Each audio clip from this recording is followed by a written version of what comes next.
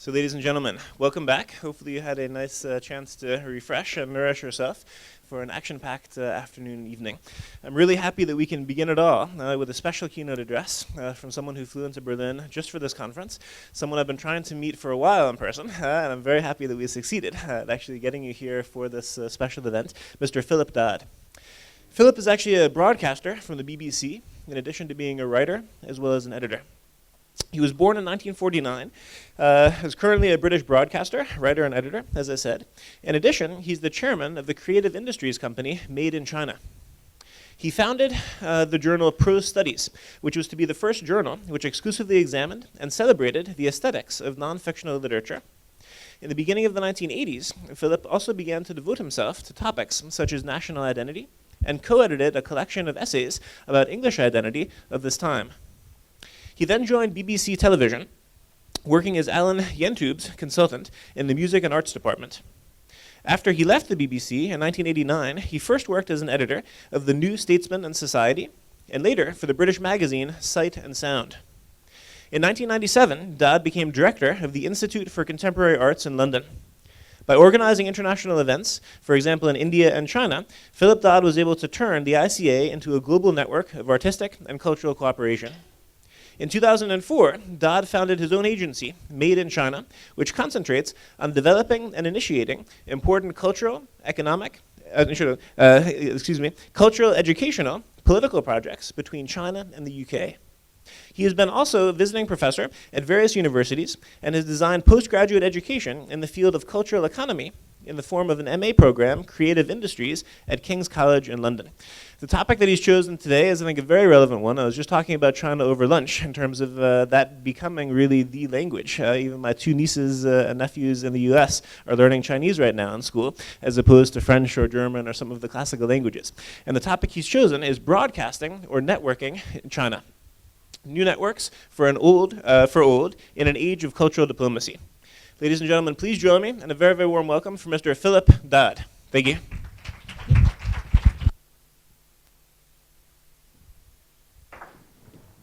Could I begin by thanking Mark and the team also for their kindness and generosity here. I've been absent for some of the last day because I'm making a program for the BBC on panda diplomacy, the way in which the Chinese government has used pandas as a cultural and political gift, and they're just bringing two to Edinburgh as we speak. So I'm making that program, so forgive me for being absent for some of yesterday.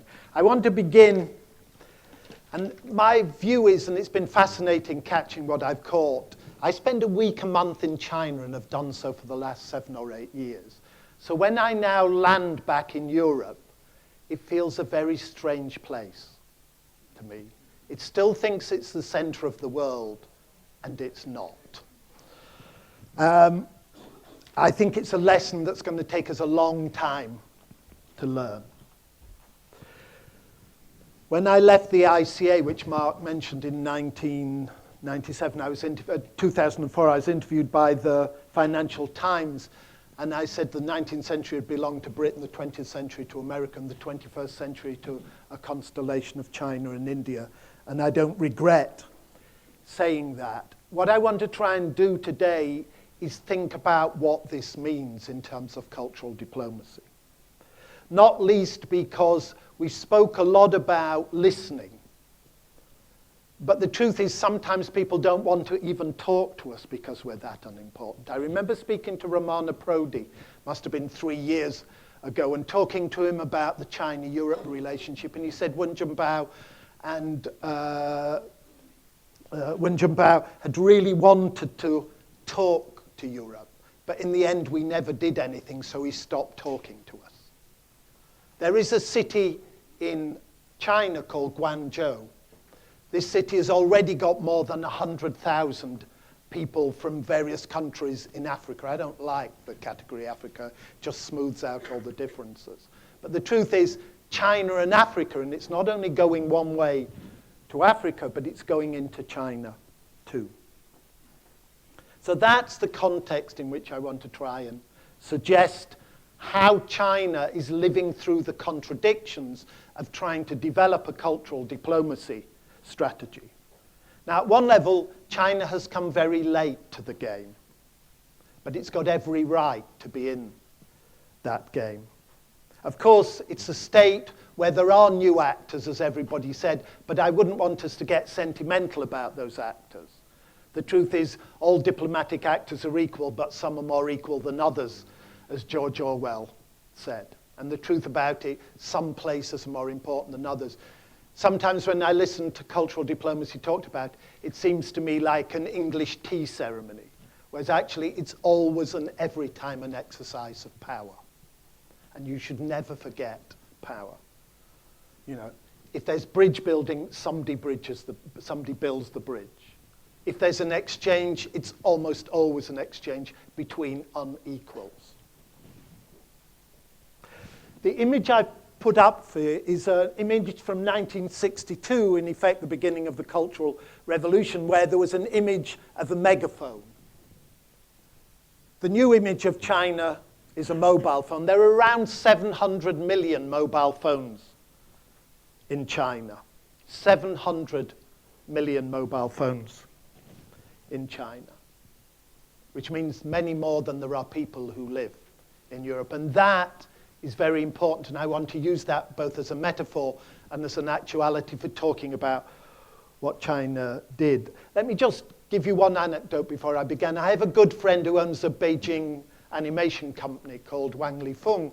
And when I first met him about 5 years ago, I asked him what he did in his spare time because he worked very hard.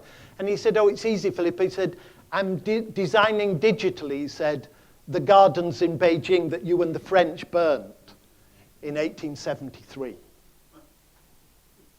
He said it in a joking way, but he also meant it. Nobody forgets history, particularly if you've been scarred by history. Nobody forgets it.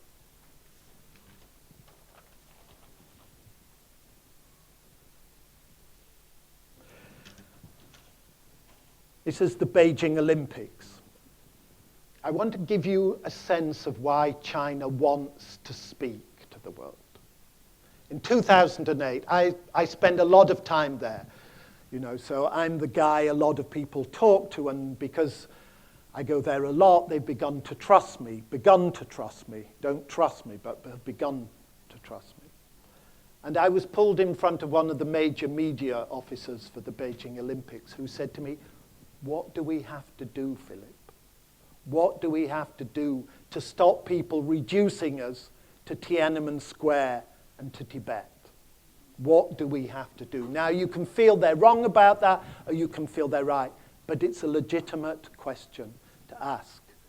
During the Beijing Olympics, I was asked to go on to the BBC because even the BBC thought it might have misplayed its hand and, as it were, become a participant in the news story and not merely an observer of it. In other words, it was very pro-Tibet and very anti-Chinese. You can have different views on China and its relationship to Tibet. But the truth is, that's why China wants to get into the cultural diplomatic game, because actually it isn't that there's silence, that silence is captivated by a set of cliches about China. The problem for China, at one level of China, is that it has what I call a megaphone version of diplomacy. This is a broadcast version where the one speaks to the many. So there is, for instance, the Confucius Institutes. Now, the Confucius Institutes, there are more than 300 across the world, very large numbers in Africa. They're teaching Chinese culture and the Chinese language. They're the Chinese version of the British Council. CCTV is the Chinese version of the BBC. And Xinhua News Agency has got a digital TV arm, and it's the most important government news agency in China. Both those are now being used very dramatically in the cultural diplomatic game. The truth is, diplomacy is largely or substantially now a media operation. Over the next 12 months, 1.5 billion more each is going to be given to CCTV and to Xinhua. In Africa, or rather in Nairobi, CCTV, an English language Chinese channel, is upping its personnel from 12 to 150 in a year. They're taking this extremely seriously. The strength of this noise from China, CCTV and Xinhua, is history. If you watch CCTV 9, which you will only do largely if you're in a hotel room and very bored, if you do, it's very strong on history. It's very strong on the imperial wars against China in the 19th century, very strong. It's much weaker when it comes to what the Chinese government speaks as sensitive topics in the present. So China's got a real problem in terms of soft power, in terms of cultural diplomacy. It's got an absolute right to say it's being ignored. It's got an absolute right to say the Western account or the global account of China is very partial, which it is. All those things are true. Human rights problems, and they've pulled 1 billion people out of poverty in the last 30 years. Both those things are true. Both of them are true. Its weakness is it can't speak about sensitive topics. So CCTV has rebranded itself. In fact, they emailed me to what I thought about the rebranding. They've got much more attractive young men and women presenting it. The graphics are much better. The pace is much better. But they're still steering off sensitive topics, which means the culture they're offering us is safe culture, which even the Chinese don't care about, never mind Westerners. So it's Beijing opera and classical musical instruments. So it seems to me that China's got a real issue about how to exercise cultural diplomacy. And I think in a way the problem for the Chinese, when they're thinking about this, they're thinking of a 50s model. On the right is a famous picture, which is the picture that in the 1950s, the CIA sponsored abstract expressionism. Most of you may know this story, which is the CIA decided that against the Soviet Union and socialist realism, abstract expressionism was an image of American freedom. So the CIA began sending exhibitions of abstract expressionism around the world. The British Council, my dear British Council, the British Council in the 40s and 50s, there's plenty of documentation of this, was using Henry Moore, the famous British sculptor, as part of a diplomatic, part of a political strategy within the Cold War. So it seems to me that what China's doing now is imitating the West, but the West from the 1950s. And I suppose my view is that will simply not work. The Chinese government is better than anybody else in what I call the supply side of the world. Its infrastructure is second to none. It wants to build creative industries all over China, so it just... And creative industries quarters are built all over China. It's trying to do the same with culture. It's trying to do the same with culture by moving from made in China to created in China. And it needs to do this for two reasons. One, it needs to move up the economic value chain, because the truth is capitalism thinks China's much too expensive now, so it's moving to Bangladesh, and it's moving to Vietnam, and it's moving to other places. And also, in order that it can begin to develop its own brands that it can globalize. But China's got a problem, and the image here is of Hero, which is a Zhang Yimou film. He used to make good films. This is a fairly terrible film. But the truth about Zhang Yimou's Hero is it topped the US box office charts. It was the first non-English language film to top the US charts. So China is beginning to make inroads. But the cost of making inroads is what I call heritage. It can only deal with a kind of safe past. The past it wants to export. That's why we see all this Beijing opera and Beijing dance and a whole set of things, because it's not going to frighten anybody. So they've got a problem. They've got a broadcast model in the network world, and the broadcast that they want to broadcast is content that largely, hero notwithstanding, the world doesn't want to listen to. There could be another demand-led model of diplomacy, because too often, I feel I've heard it here in the last world, it's as if we give to them. I mean, let me just give you an example. I was the content and concept advisor for the British Pavilion at the Shanghai Expo. And I was brought into this project because after a year, the dear British hadn't thought that they were presenting to the Chinese.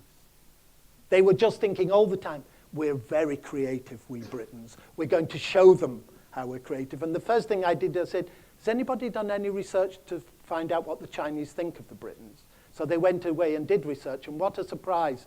The Chinese don't think British people are creative. They think we're respectable, honest, full of integrity, slightly boring. They think the Japanese are really creative. So there is a real sense in which you have to think about the demand side of diplomacy. What is it people want to listen to?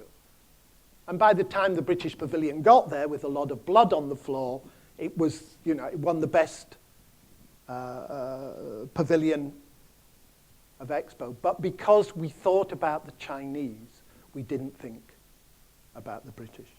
So one way the Chinese, and I'm going to be impertinent now and tell the Chinese government what it might do. One of the things that's all over the world now are Chinese medicine shops. They're just there like your Chinese takeaway shop is there. Chinese lifestyle is extraordinarily and potentially very valuable. I have a Chinese friend who runs a sustainable agency in Beijing. She always tells me a great story. The story says that there is a village in northern China, northeastern China. And in northeastern China, when you are born, they plant a tree. When you die, they cut down the tree and bury you in the wood and plant another tree. Now, that sounds like the most contemporary story you could possibly have. It's 5,000 years of uninterrupted history in China. Chinese culture has a notion about harmony between human and the natural, which is very different from the Western model of domination. Even that most wonderful complex of thinkers, Karl Marx, thought we should become masters of nature. The Chinese are very different.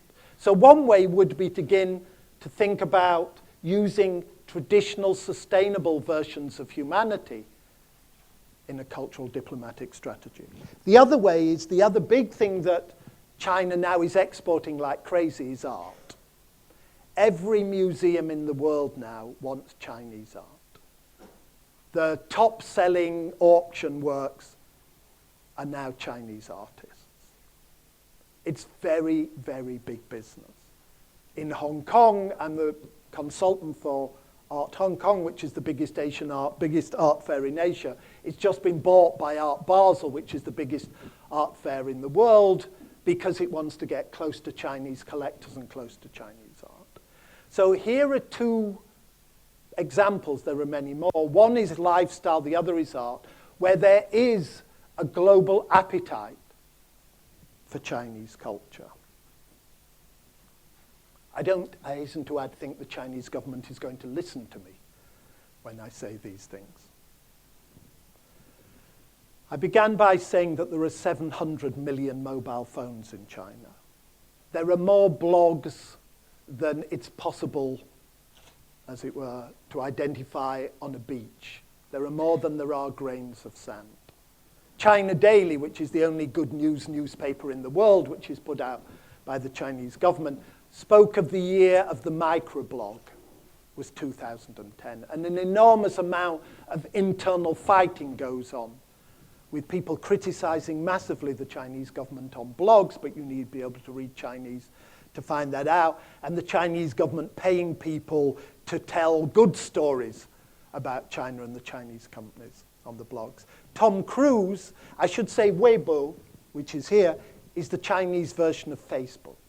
And one of the things that I think we fantasize about when we say we live in a world of social networks. Actually, if you're Chinese, you don't have Twitter, you don't have Facebook, you don't have Wikipedia, you have your own versions. Because I think that part of the strength of the Chinese government, for all my differences from it, it decided it was not going to allow to happen to it what happened to Russia, which is the West was not going to go in there with the oligarchs and strip it bare. And so China has decided very much to keep these global technology companies in. And even when they go in, eBay went in and failed because there is a Chinese eBay.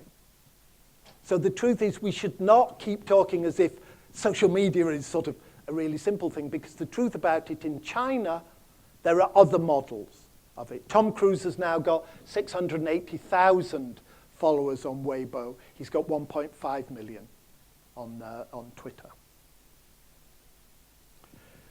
The bottom image is from a mobile phone. I think it's Leonardo DiCaprio, because there is a way in which mobile phones in China are to China what Hollywood screens in the early part of the 20th century were to America. Hollywood was invented because there was a very large urban population with not enough to do. So Hollywood, it's not, this isn't me being clever, this is just historically true. There is now a massive urban population in China with not enough to do. But because there's been no old technology in China, China's been brilliant at moving directly into new technology, into mobile phones. So the truth about this is the person who owns the mobile phone content in China owns China, and the Chinese government know this, which is the reason they're spending so much on internal security issues around new media. So I want to end with what I think are the contradictions in which the Chinese government finds itself.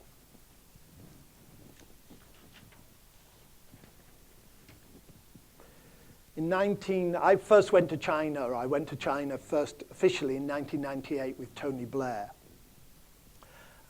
Those were the days of Cool Britannia, and David Miliband, the Foreign Secretary, in a lot of writing I did around that time for the Labour Party and its think tank, say I invented Cool Britannia.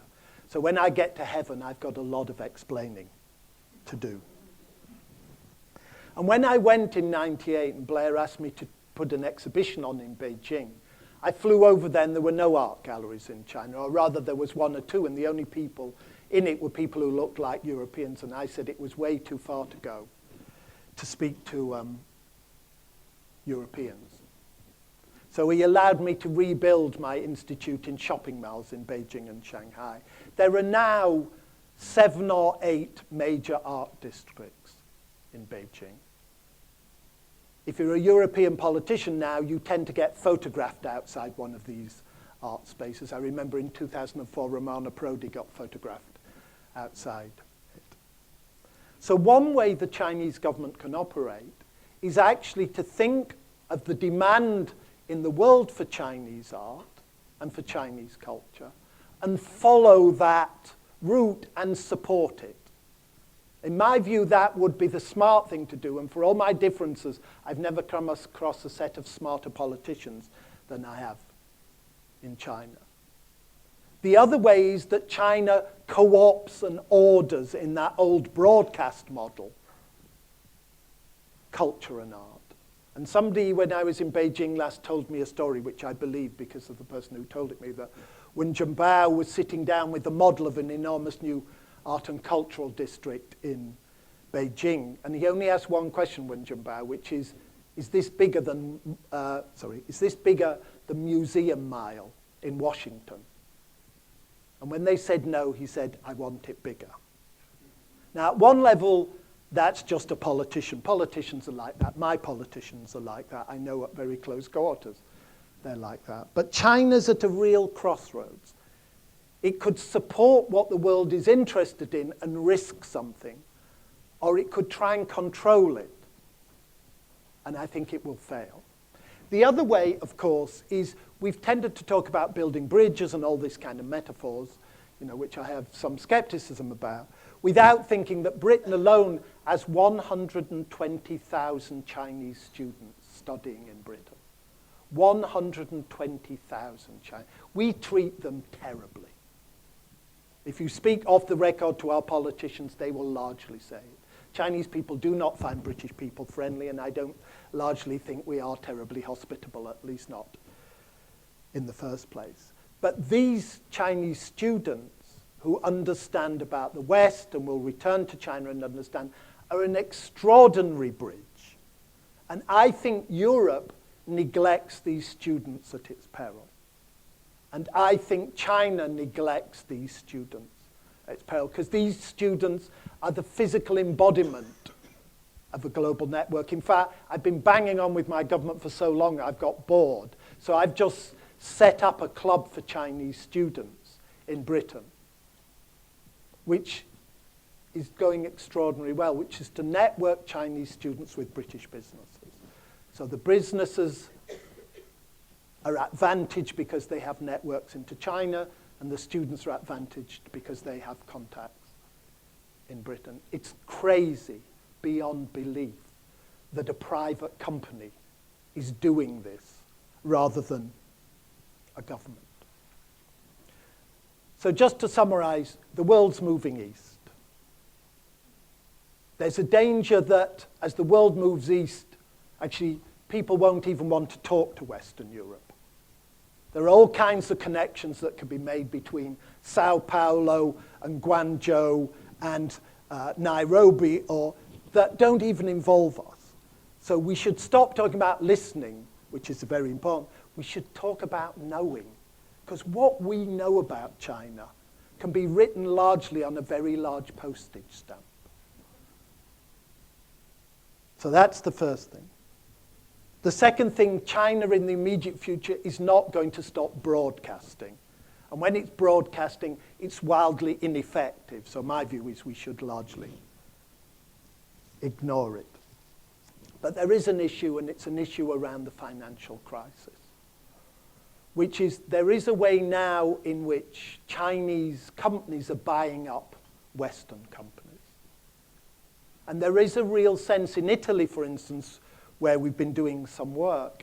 In Italy, Chinese models of employment and Chinese models of work are becoming the norm in Chinese companies that are employing Italian people. So it isn't that we should build bridges, they're here, like we were once there. The real question is, are we willing to know enough? Because actually we shouldn't listen, we should ask. That's really what we should do. We should ask. Because what we don't know about them is legion. There are 5,000 British students learning Mandarin. There are 100 million Chinese students learning English. Thank you.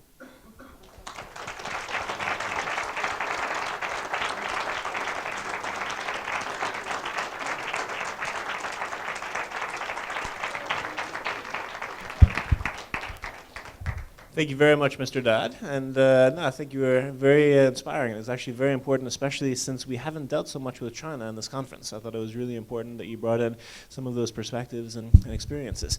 We now have actually a good amount of time for questions. You were disciplined, so a good 10 minutes. So feel free to ask your questions, comments, and we'll try to make this as interactive as possible. Who would like to go first? Okay, please. I don't know to what extent the Chinese attribute importance to the cultural diplomacy or expansion. You mentioned that the Chinese industry is also expanding towards Bangladesh and the other Southeastern Asian countries. Is it part of the cultural expansion only, or is it economic industrial profitability? Because I thought that in China, there are people, cheap labor, at least as cheap as there are in Bangladesh and the other countries that they have also in China. So in the first thought, I thought that this must be also part of some sort of cultural expansion. Could you comment on this? Okay, so let me just read you something from a recent leadership decision-making information document from China. Global competitive nowadays is not just political and economic, but cultural. Countries that take dominant positions in cultural development and own strong cultural soft power are the ones that gain the initiative in fierce international competition. So in that sense, China sees cultural diplomacy and soft power going along with economic expansion. But you have to say, I come from a country where the East India Company, a private company, went and colonized and almost owned the whole of India in the 18th century. And as it were, it took its culture with it. The first English literature degree was in India, not in Britain.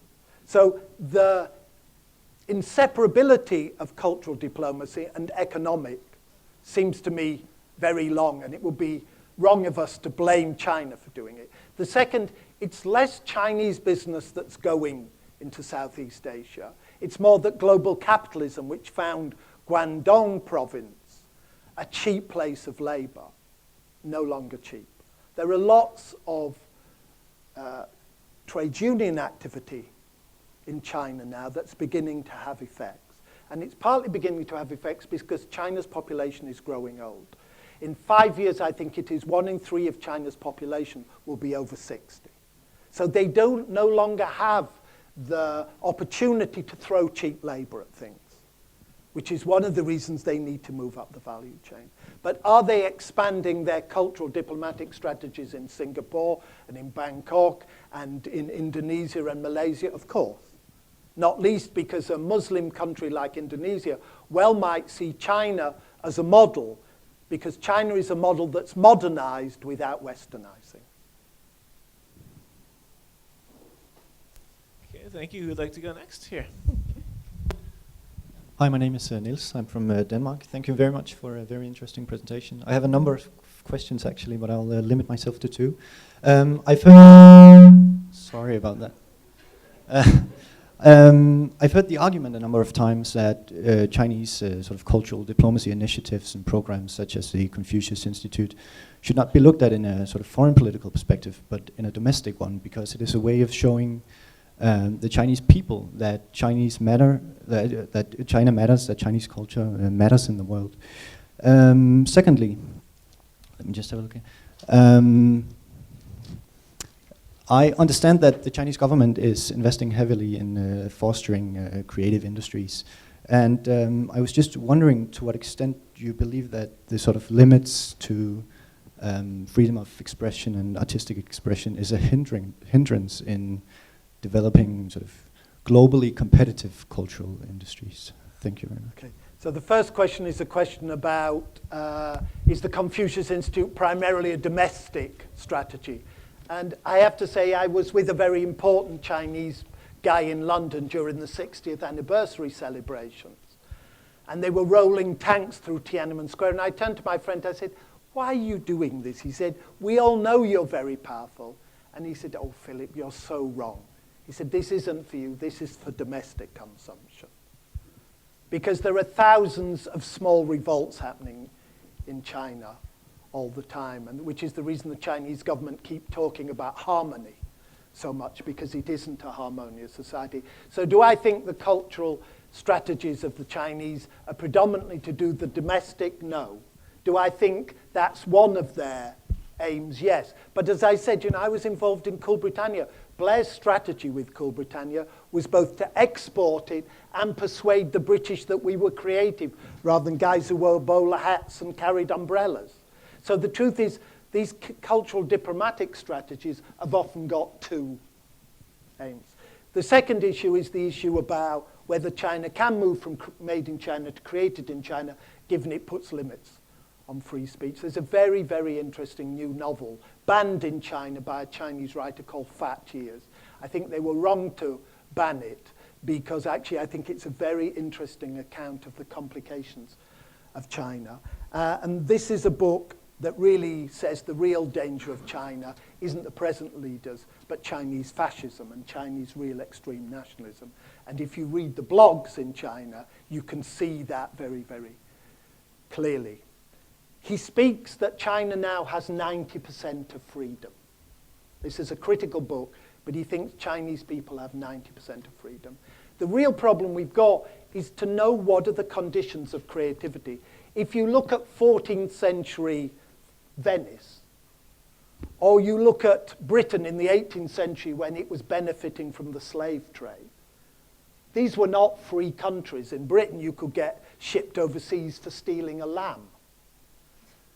It's not a joke, it's really true. You could get shipped to Australia for stealing a sheep. You could get executed, hung for stealing a sheep, actually, in 18th century England. So the difficulty is we do not know the conditions under which creativity functions. So I do not know the answer to the question, can the Chinese government keep a degree of censorship or control and become creative? The truth is, my view is the Chinese government will relax everything apart from their hold over television.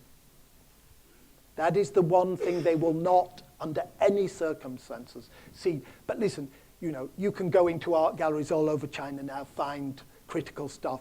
You know, people fly back from Hong Kong and bring critical books back. It's a much more open society, and inside the Chinese government, there are the fiercest arguments going on, as there are in the blogs. But when they come to speak publicly, they speak with one voice. So I'll tell you in 10 years which way is the answer to your question. Hi, I'm Irene from Spain. Thank you for your lecture. I would like to ask you how cultural diplomacy can improve the relationship between China and Taiwan, and if you know if both countries are using cultural diplomacy tools. Thank you. There are three levels at which this operates. You have to remember 75% of Taiwanese businesses have also got a home in Shanghai. So at a business level, there's no issue between China, between the mainland and Taiwan. The second is they've begun direct flights between China and Taiwan. Until recently, you had to fly to Hong Kong and then onto Taiwan. That drove you mad. It used to take you 6 hours to do a kind of 90-minute flight.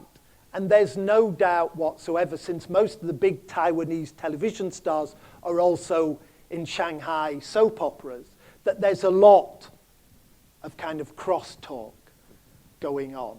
So it's already going on. The real problem for us is knowing about it, which goes back to my issue that, you know, I look in vain in British newspapers for any coverage of this stuff. We are the most parochial continent on Earth.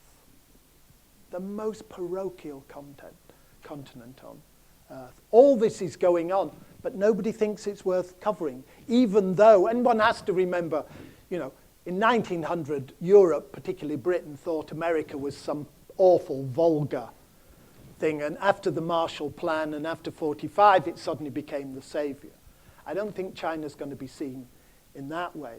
But the truth is, it would be a crazy thing for Europe to do, to wait until China was the most dominant place in the world before we began to understand it.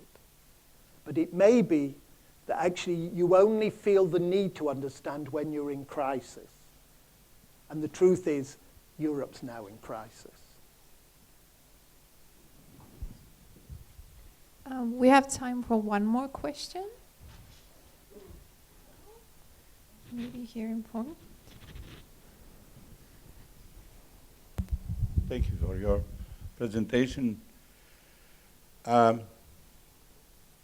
You have been talking on Tibet and Tiananmen being a burden on them.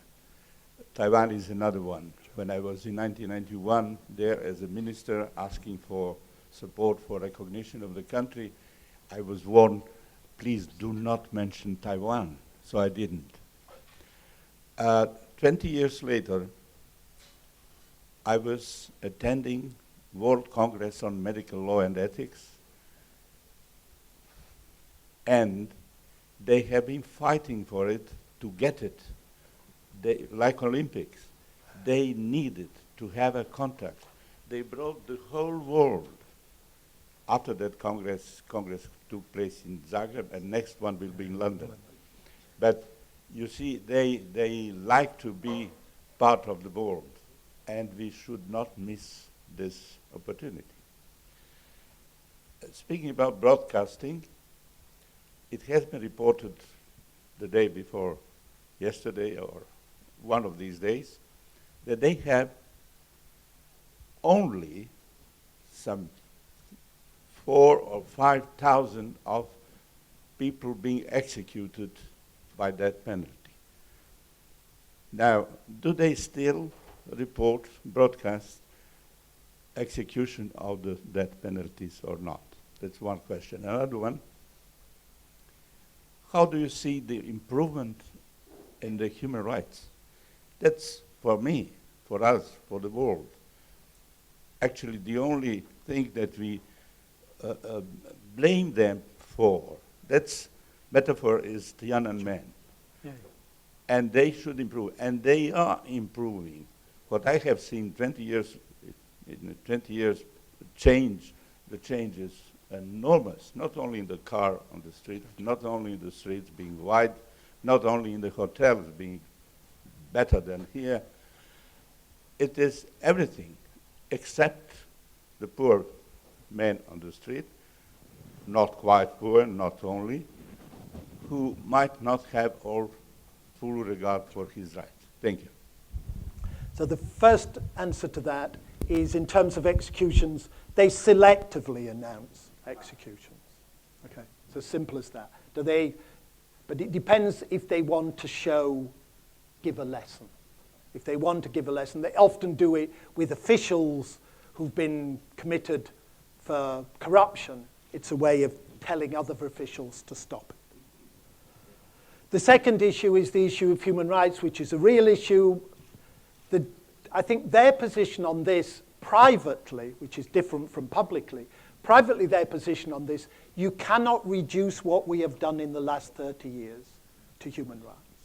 I have a Chinese friend who says to me that in 25 years' time, the means of production, to use the old Marxist language, will be in the hands of private people. And at that moment, they will go and knock on the door of the Chinese Communist Party and they will say, we want political representation, but not by you. Okay?